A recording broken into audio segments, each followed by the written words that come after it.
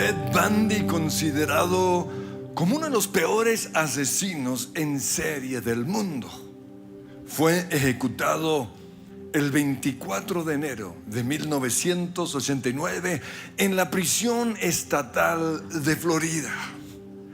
Se estimó que maltrató, abusó sexualmente y asesinó a más de 35 mujeres. Y cuando esto sucedió, la gente se preguntó: ¿nació para matar? ¿O la vida lo convirtió en un asesino? Pues nosotros creemos que nadie nace para matar, nadie nace para hacer malo. Son las experiencias vividas las que nos llevan a hacer ciertas cosas. En el caso de Ted Bundy, él no tenía identidad, porque fue el hijo de una madre soltera. Y para taparse o por el qué dirá de la gente, él creció creyendo que sus abuelos eran sus papás y que su mamá era su hermana. No sabía quién era. Su supuesta mamá sufría de depresión y de pánico. Su supuesto papá era un hombre violento y adicto a la pornografía. A los 5 años, su verdadera mamá se lo llevó a otro estado, alejándolo de quien él consideraba era su papá.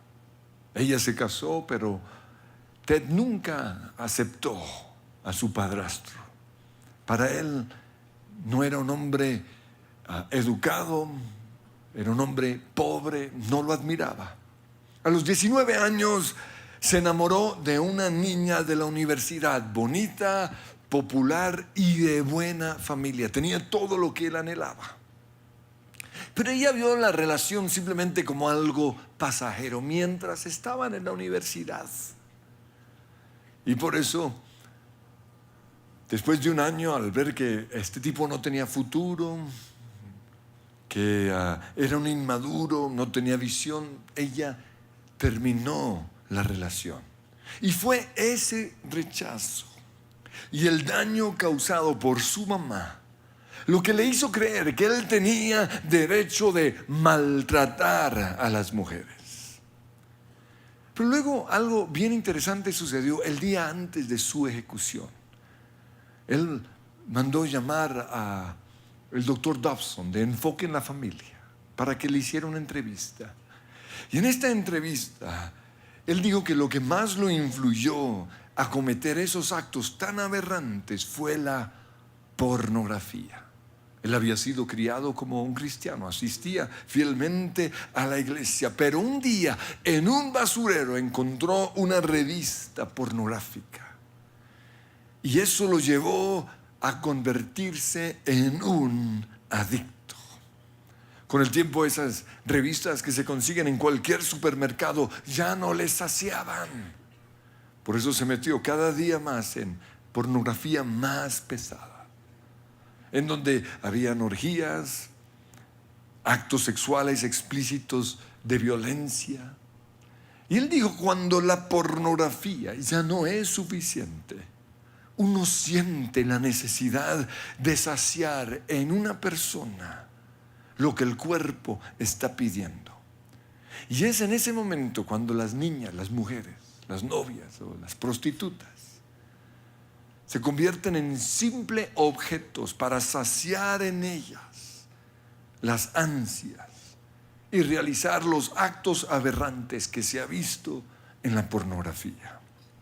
Obviamente esta entrevista generó mucha controversia porque muchos dijeron que él, en lugar de asumir la responsabilidad por sus actos, le estaba echando la culpa a la pornografía. Pero por eso en esa entrevista él inició diciendo: yo acepto mi responsabilidad por todos los actos. Fui yo el que los hizo. Pero la pornografía fue una de las cosas que me moldeó en la clase de hombre que terminé siendo. Con respecto a la pornografía, Jesús dijo en Mateo 5:28, el que mira con pasión sexual a una mujer ya ha cometido adulterio con ella en el corazón. La pornografía tuerce, desvía o pervierte nuestra mente con respecto al sexo. Entonces podríamos decir que el que ve pornografía es un pervertido o un depravado sexual. La pornografía insensibiliza, promete satisfacción sexual, pero en realidad la reduce. Esa gratificación inicial que ofrece, que es muy placentera, con el tiempo se desaparece. Y esto lleva a las personas a buscar pornografía cada vez más fuerte. Entonces, por eso la pornografía mata. Mata el placer, mata las relaciones y finalmente puede llevar a la muerte eterna. Pues con respecto a la tentación, Santiago 1:14 dice, cada uno es tentado. Y según el tema que vemos hoy, puedo añadir, cada uno es tentado hacia la pornografía cuando sus propios malos deseos lo arrastran y lo seducen. Luego, cuando el deseo ha concebido, engendra o da a luz el pecado. Y el pecado, una vez que ha sido consumado o realizado, da a luz o trae como resultado la muerte. Mata el placer, mata las relaciones y finalmente lleva a la muerte eterna. Pues algunas parejas creen que si se estimulan sexualmente viendo pornografía antes de tener sexo, van a tener una vida sexual mucho más placentera. Pero los estudios han mostrado que sucede todo lo contrario. Porque la pornografía desensibiliza. Y esa insensibilidad hacia el placer hace que las personas se vuelvan esclavas a la inmoralidad sexual. Dice en Efesios 4:19, han perdido la vergüenza, viven para los placeres sensuales y practican con gusto toda clase de impureza. La versión internacional dice, y no se sacian de cometer toda clase de actos indecentes. Pues unas pruebas que se hicieron en la Universidad de Alabama y en la Universidad de Indiana comprobaron que las personas metidas en pornografía experimentan menos satisfacción con su cónyuge. Pierden el deseo de tener relaciones sexuales finalmente con su esposa o su esposo. Tienden a comparar a su pareja con las mujeres o los hombres que ven en la pornografía. Y también comparan su vida sexual rutinaria con el mundo de fantasía que nos muestra la pornografía. Por eso llegan al punto en donde creen que para ser estimulados necesitan lo prohibido o la variedad. En la variedad está el placer. Y ese es el mensaje distorsionado que nos ofrece la pornografía. Pero Dios, quien fue el que inventó el sexo, porque algunos creen que el inventor del sexo es Hugh Hefner, el dueño de Playboy. No, señor. Por si usted no lo sabía, fue Dios. Y Él lo hizo para que fuese disfrutado dentro del matrimonio. Para los solteros eso significa tener una relación de pureza con su novia o sus amigos. Y si les toca morir vírgenes, que es como que el mío que tienen muchos, ustedes no es que estén perdiéndose mucha cosa. O mejor, eso no es una tragedia. Por lo menos es mejor que la esclavitud a la pornografía. La pornografía también atrofia nuestra capacidad de ejercer dominio propio. El dominio propio, la fuerza de voluntad, es la habilidad que tenemos de resistir las tentaciones inmediatas para lograr metas a largo plazo. Por ejemplo, ahorrar hoy para tener un mejor futuro en el o una mejor vida en el futuro. Resistir la tentación de comer en exceso o de comer tanta azúcar o tantas grasas para tener en el futuro un cuerpo lindo, un cuerpo saludable. Aprovechar al máximo el tiempo de la juventud, de la adolescencia, cuando estamos en el colegio o en la universidad, para tener una buena vida. Pero también es mantener nuestra pureza sexual en los años de la adolescencia, para ofrecerle algo especial a nuestra esposa. Dominio propio es una vida de disciplinas. Disciplina diaria en el ejercicio físico. Disciplina diaria en levantarnos siempre a la misma hora. Eso es dominio propio. Disciplina en leer la Biblia y orar todos los días. Pero dominio propio es también no ceder a la tentación, especialmente a las cosas que producen vicio. Eso es tener dominio propio. Cosas como los juegos de computador, no voy a ceder a eso. Cosas como el alcohol, el cigarrillo, las drogas, la crítica, la murmuración, el Facebook. No ceder a nada que nos ate, nos esclavice. Eso es tener dominio propio. Dominio propio también es la capacidad de contrarrestar un pensamiento, un sentimiento o un impulso no deseado. En Proverbios 25-28 dice: como ciudad sin defensa y sin murallas es la persona que no sabe dominarse. Y esto lo sabe muy bien el enemigo. Por eso él quiere que nadie tenga dominio propio. Y él ha descubierto que la pornografía es su principal arma para lograr que la gente no tenga dominio propio.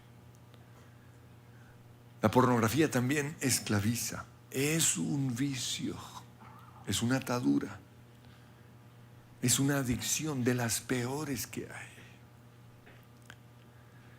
La persona esclavizada a la pornografía jamás se sacia. Siempre va a querer más y más y más. Es una vida miserable. Pablo dice en Tito 3:3: en otro tiempo fuimos engañados y nos convertimos en esclavos de todas las pasiones y placeres. La pornografía también nos desconecta de las personas, porque nos lleva a preferir el mundo de la fantasía que el compromiso del matrimonio. El plan de Dios es que la relación sexual sea entre el esposo y la esposa. Una experiencia en donde el esposo le da amor a su esposa y recibe amor. Le da placer, pero también recibe placer de la otra persona. Pero la pornografía ha llevado a las personas a la soledad, a autosatisfacerse, al egoísmo. La pornografía también demerita a la mujer, porque en lugar de mostrarlas como las rosas más hermosas del jardín de Dios, lleva a los hombres a verlas como animales o como objetos para saciar sus pasiones. La pornografía es el inicio hacia la depravación. Y generalmente se cree que los únicos que luchan con la pornografía son los hombres, pero eso no es cierto. Las mujeres también están atadas a la pornografía, a la masturbación, a las fantasías sexuales, a las novelas románticas y eróticas. Y debido a esta creencia, muchas mujeres no están logrando su libertad porque no se sienten mal al hablar acerca de estas cosas con otra persona y quedan esclavizadas de por vida.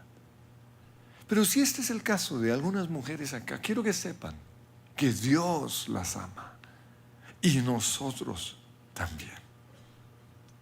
Y esto también es algo que quiero pedirle a las esposas de los hombres atados a la pornografía. Por favor, sigan amándolos. Que ellos estén metidos en pornografía no quiere decir que no las aman. No. Lo que pasa es que están atados. Y lo que necesitan es de su amor. Amor no es aceptar lo que están haciendo, pero amor es tener misericordia. Y otra cosa que quiero pedirles es que no los avergüencen ante otros. No hablen del problema de su marido con otras personas. ¿Cómo le van a sumar al sentimiento de culpa que ellos están experimentando? ¿Cómo le van a sumar esa vergüenza de que otros se enteren de su problema? ¿Cómo le van a sumar también ese odio y ese rechazo? Si ellos deciden hablar con alguien, ellos son los que lo deben hacer. Pero en ninguna manera, yo creo que esto es uno de los actos de mayor deslealtad de una mujer. Deben atreverse a hablar con alguien de los problemas de su marido. ¿Dónde está la gracia de Dios? ¿Dónde está el amor de Dios? Lo que tanto las mujeres como los hombres necesitan para ser libres de la pornografía es gracia. Pues Ann Jackson, la hija de un pastor, entró en el mundo de pornografía por curiosidad. A los 16 años, ella y su familia se fueron del pueblo a la ciudad, en donde ella fue bombardeada permanentemente por la cultura de sexo. Y debido a esto, sintió curiosidad. Y por eso una noche, cuando sus papás se acostaron, prendió el computador de la casa y escribió la palabra sexo. Y en pocos segundos tuvo acceso a las imágenes de mujeres rubias espectaculares, haciendo una cantidad de cosas que ella nunca antes había hecho o había visto. Y se dio cuenta que estas cosas las hacían tanto con hombres como con mujeres. Pero como el computador estaba a la vista de todos en la casa, que es el lugar en donde debe estar un computador, ella no pudo saciar su nuevo hobby o su nuevo interés. Sin embargo, cuando no había nadie en casa, aprovechaba esos instantes para meterse a ese mundo. Cuando terminó el colegio, se fue a vivir a solas. Es algo que hacen en la cultura americana. Y para los que están atados o que tienen la tendencia hacia la pornografía, esto es de lo peor. Porque allí ella estaba totalmente sola. Tenía todo el espacio para ella. Tenía su propio computador. Y tenía todo el tiempo del mundo. 3 cosas supremamente peligrosas para los que están atados a la pornografía: estar en un lugar a solas, tener un computador o internet y disponer de demasiado de tiempo libre. Por eso todas las noches, después de trabajar, ella llegaba a su casa, encendía el computador y durante horas veía pornografía. Se le volvió un vicio que la llevó a hacer otras cosas. Cosas como chateos eróticos, contactarse con otras personas, cosas bien feas. Ella odiaba lo que hacía, sabía que no estaba bien, pero no lo podía dejar. Cayó en un ciclo interminable de ceder a la tentación, sentirse culpable, odiarse, arrepentirse, jurar no volver a hacerlo, orar para que Dios le ayudara y unos días después volver a caer. Un ciclo interminable. ¿Por qué miraba mujeres desnudas? Se preguntaba. ¿Acaso era gay? ¿O bisexual? o una pervertida. Hay algo hermoso, misterioso y prohibido del cuerpo de una mujer desnuda que nos lleva a tener esa curiosidad. En el caso de ella, mirar a las mujeres con cuerpos perfectos saciaba una necesidad emocional. Porque en ese mundo de fantasía, ella se veía divina, se veía hermosa. Ella veía su cuerpo perfecto. Se sentía amada, deseada por los hombres. Se veía sexy. Ella en su imaginación salía de su cuerpo lleno de defectos, de celulitis. Y se veía como la mujer perfecta. Y esta es quizá la razón por la cual muchos creen que las novelas son para las mujeres lo que la pornografía es para el hombre. Porque el hombre mira el cuerpo de la mujer. En cambio, la mujer se va a un mundo de imaginación. Y por eso en las novelas las mujeres se conectan o cuando se conectan a las novelas se imaginan, se visualizan siendo las protagonistas de esas novelas. Es un vicio, es una atadura. En el caso de Anne fue necesario un grave accidente automovilístico para que regresara a Dios. Cambiara de manera de pensar y como resultado cambiara totalmente su vida. Fue ayudada en la iglesia porque por la gracia de Dios llegó a una iglesia en donde no la juzgaron, no la condenaron, sino que la ayudaron. Y esto fue hace más de 10 años. Y aunque hoy sigue teniendo luchas con su pasado, ella ha aprendido que para mantenerse libre debe vivir un día a la vez. Pero entonces, ¿cómo podemos ser libres del vicio de la pornografía? Para aquellos que están atados, ¿cómo pueden ser libres? No se trata solo de dejar la pornografía, sino de ser transformados en personas totalmente nuevas a la imagen perfecta de Jesús. Y todo se inicia en nuestra posición en Cristo. Lo que usted está haciendo, lo que usted hizo, no determina lo que usted es. Porque si usted ya recibió a Jesús como su Señor y Salvador, usted no es un depravado, un pervertido, sino un hijo de Dios luchando con la pornografía. De nada sirven los compromisos, esos que generalmente hacen las personas al comienzo del año, que nunca cumplen. De nada sirven los pactos. De nada sirven las determinaciones, las limitaciones que establecemos si nosotros no nos apropiamos primero de lo que ya somos en Cristo. Y Pablo lo muestra de manera muy clara en Colosenses capítulo 3. En el versículo 1 él dice: hemos resucitado a una vida nueva con Cristo. Fíjense que el verbo está en presente. Esto no es algo que va a suceder, es algo que ya sucedió. Hemos resucitado una vida nueva. En el versículo 3 dice: hemos muerto a esta vida. Y ahora nuestra vida nueva está escondida con Cristo en Dios. Y el versículo 9 dice: nos hemos quitado la vieja naturaleza pecaminosa y todos sus actos perversos. Entonces en Cristo nos hemos despojado de lo que éramos, como si fuesen unas vestiduras sucias, y nos hemos puesto unas vestiduras nuevas. Ahora somos santos y estamos escondidos con Cristo en Dios. Cuando nosotros ya nos hemos apropiado de eso, entonces podemos hacer lo que dice Colosenses 3:5.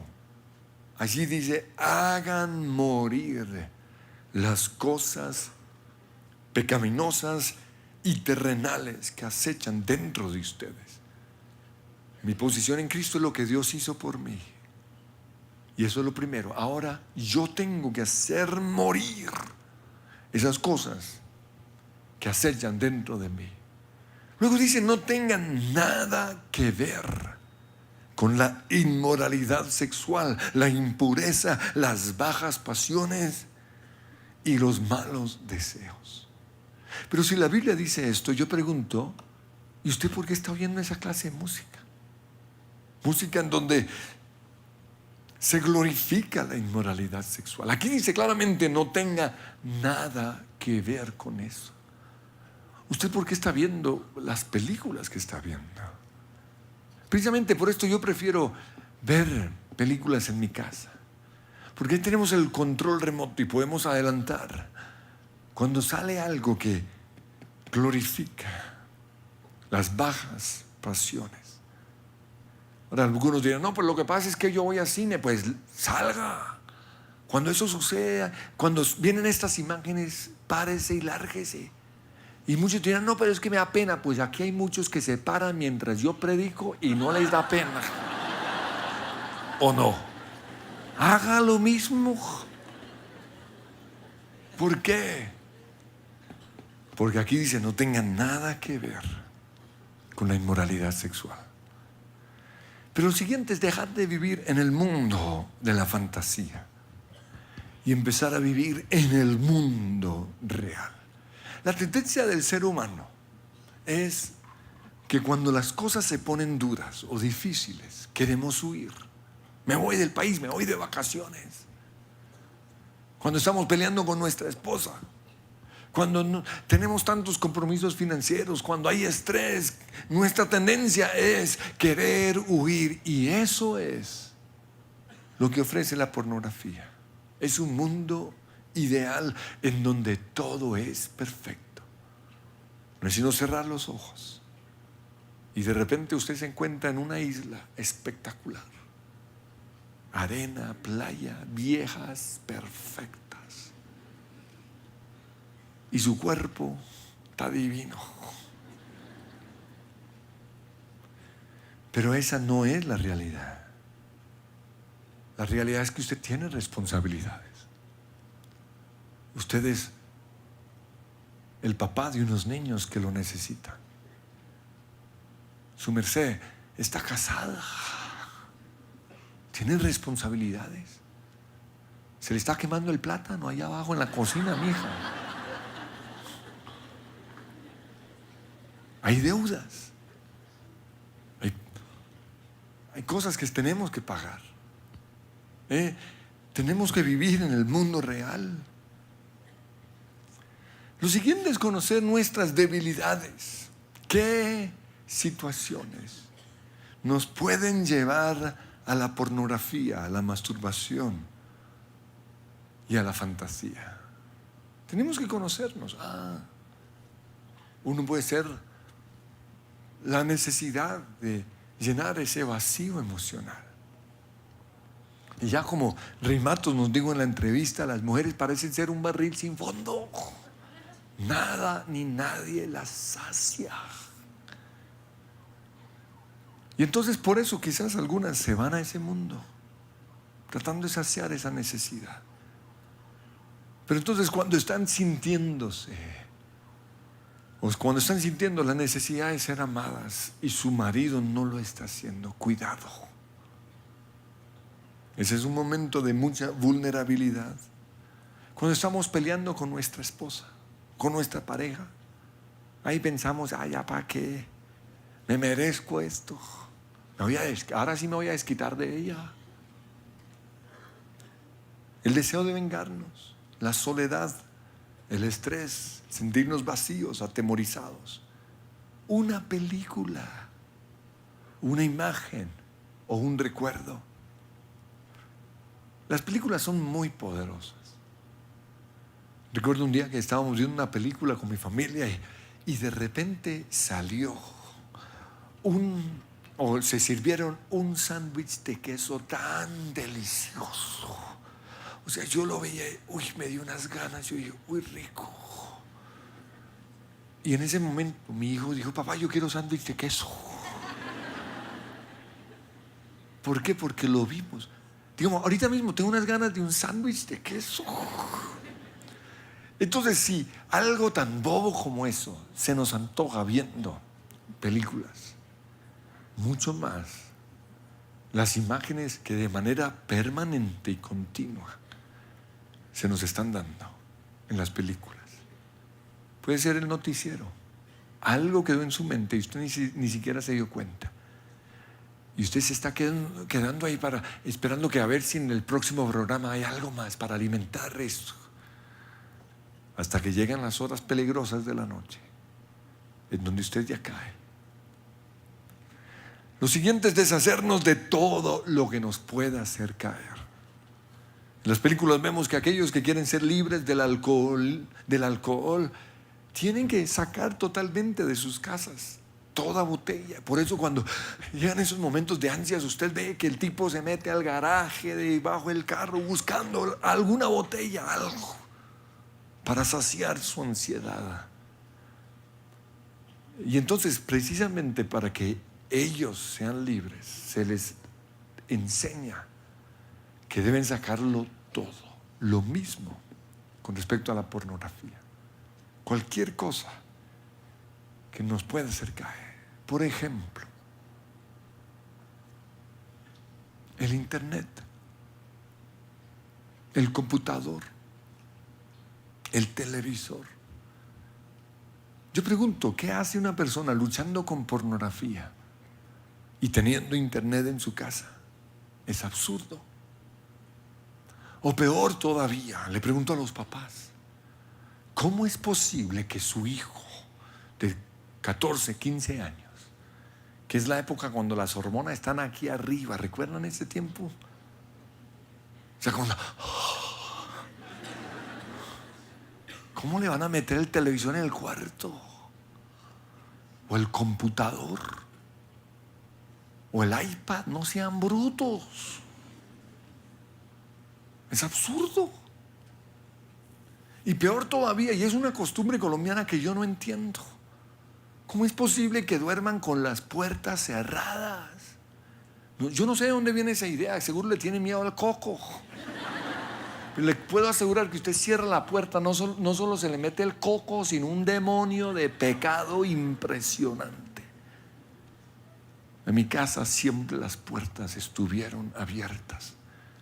Los computadores y el televisor jamás están en la habitación. Tienen que estar en un lugar visible, en donde todos podamos ver. Y quiero que sepan, papás, muchos de sus hijos ya están adictos a la pornografía. En ese caso no debería existir internet en sus casas, por el bien de ellos. O el tiempo de internet debe estar programado de 8 a 10. Y eso es algo bueno para todos. Lo otro que necesitamos son unos versículos que podamos confesar en esos momentos de tentación. Uno es Job 31:3. Dice: hice un pacto con mis ojos de no mirar con codicia sexual a ninguna joven. Y estos versículos tenemos que memorizarlos. Y entonces cuando de repente sale algo en televisión y lo estamos viendo, comenzamos a decir: hice un pacto con mis ojos de no mirar con codicia sexual a ninguna joven. Ni siquiera, si quiere, póngale música de reggaetón. Y ahí comienza: hice un pacto con mis ojos. Y de repente, cuando comienza a cantar, el papá le pregunta a la mamá: ¿qué pasa con mi hijo? No, hizo un pacto con los ojos. Salmo 101:3 dice: me negaré a mirar cualquier cosa vil o vulgar. Me negaré. Escríbalo en las paredes de su casa. Me negaré a mirarlo. Me negaré a leerlo. Salmo 119:37 es una oración. Dice: aparta mis ojos de cosas inútiles. Romanos 6:12 dice: no permitan que el pecado controle la manera en que viven. Hay otro versículo donde Pablo dice: no dejaré que nada me domine. Y yo tomé esa decisión hace muchos años. Yo no dejo que nada me domine. Cuando veo que algo me está dominando, Es decir, que yo no soy el que manda sobre eso, ya sea azúcar, comida, películas, deporte, lo que sea. Yo entro en un ayuno de 21 días. Porque no quiero ser esclavo de nada ni de nadie. No dejaré que nada me domine. Romanos 13:14 dice: no se permitan pensar en formas de complacer los malos deseos. Los malos deseos van a llegar, pero dice aquí: no se permitan pensar en formas de complacer esos malos deseos. El campo de batalla del enemigo es la mente. No lo hagan. En 1 Corintios 6:18 dice: huyan del pecado sexual. Lo mismo dice 2 Timoteo 2:22: huye de todo lo que estimule las pasiones juveniles. Pero lo siguiente es reemplazar esos placeres pecaminosos por placeres buenos o puros. La Biblia nos dice tanto en Santiago 1:17 como en 1 Timoteo 4:4 que todo lo bueno viene de Dios. Entonces hoy hay placeres buenos, placeres puros que Dios ha creado para nuestro deleite, para nuestro placer. El deporte, ese es un placer. La música, oír música, cantar, tocar un instrumento, ese es un placer. Hacer ejercicios, los viajes, tener amigos, reunirnos con los amigos a hablar, a reír o a jugar. Ir de shopping es un placer. Entonces cuando le preguntan: oiga, su mujer, ¿por qué todo el tiempo está de shopping? Por algo será.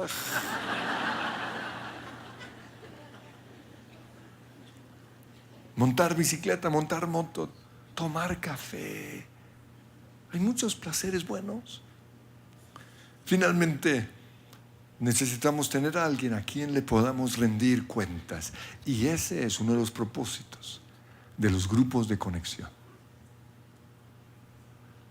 Es un lugar a donde asistimos para primero conocer a personas, poco a poco relacionarnos con ellos y luego encontrar dentro de esas personas a alguien con el cual nos sentimos suficiente confianza para abrirle nuestro corazón y para que entre los dos, es una relación de pacto, entre los dos nos cuidemos y logremos nuestra victoria.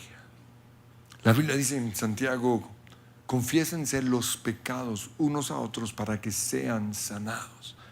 Y en este caso, para que tengan sanidad sexual.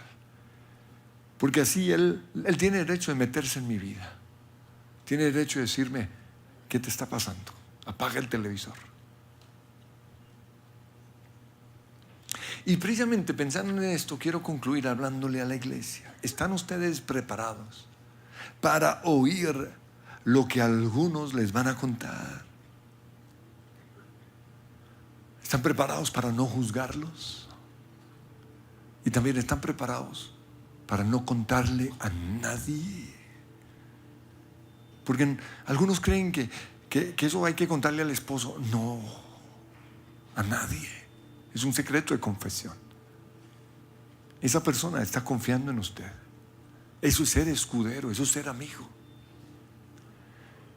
¿Y somos nosotros como fue Jesús? ¿O somos como los fariseos? ¿Es esta la casa del Padre o el Sanedrín de los fariseos? La gracia de Dios es lo que necesitamos. El corazón del Padre.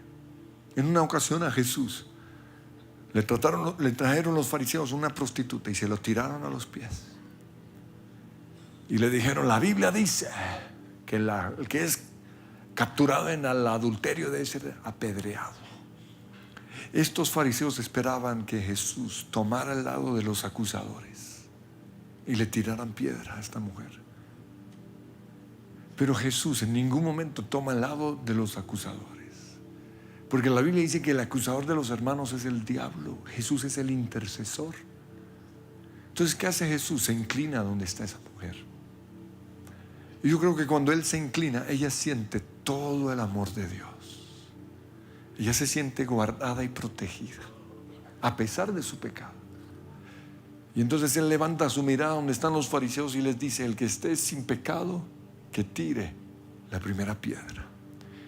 Y la Biblia no nos dice cuánto tiempo pasó. Pudo haber sido horas, cuando finalmente todo el mundo se fue. Y cuando él estaba solo con esta mujer, Jesús le preguntó: ¿dónde están los que te acusaban? Y ella le dijo: se han ido. Y entonces Jesús le dijo: yo tampoco te condeno. Esa es la gracia. De eso se trata la iglesia.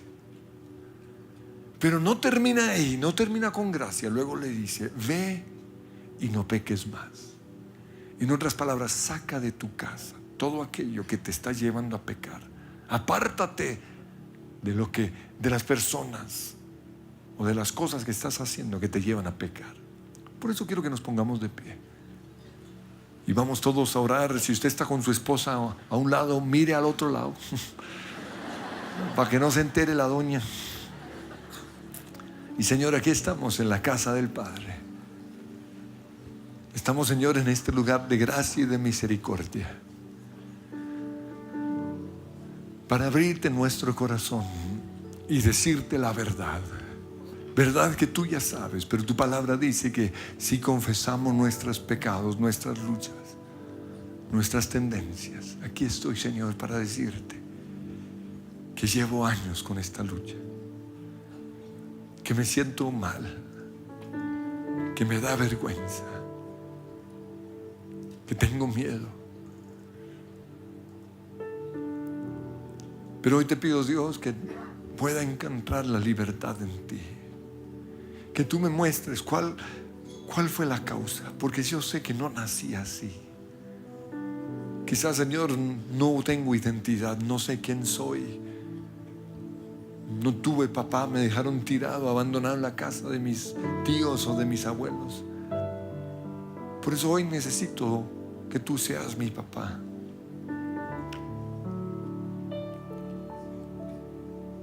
Vi cosas en mis papás o en mis abuelos que me marcaron. Fui víctima de abusos. Fui rechazado por mi novia.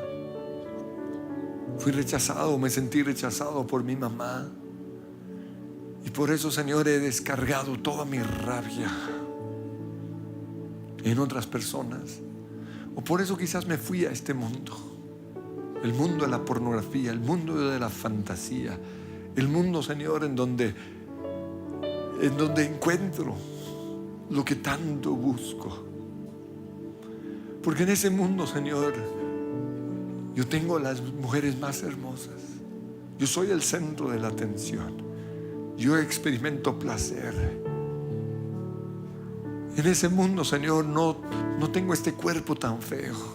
Soy divina. Soy deseada. En ese mundo los hombres me sirven. Señor, hoy reconozco que he huido miles de veces de mi realidad, porque el corazón me duele. Pero me siento mal, avergonzado, me odio y he caído en una rutina interminable. Por eso en este día corro a los brazos de Jesús y te pido que tú me ayudes, que tú sacies mi necesidad, que tú me des de beber del río de tu Espíritu Santo. Que tus brazos, Señor, suplan lo que mi papá nunca me dio.